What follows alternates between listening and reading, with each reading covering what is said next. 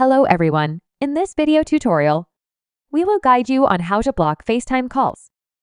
So, let's dive right in. Open the FaceTime app. Let's grab your iPhone or iPad and unlock it. Open the FaceTime app. There are two main ways to block someone on FaceTime. From call history. 1. Access call history. Your call history will be displayed on the main screen. Locate the contact you want to block. 2. Tap info icon. Swipe right on the call entry or tap the little eye icon next to the contact's name. 3. Block this caller.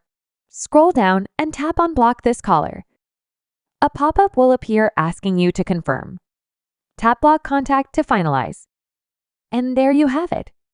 If you find this video helpful, don't forget to subscribe to our channel for more tutorials. Thanks for watching.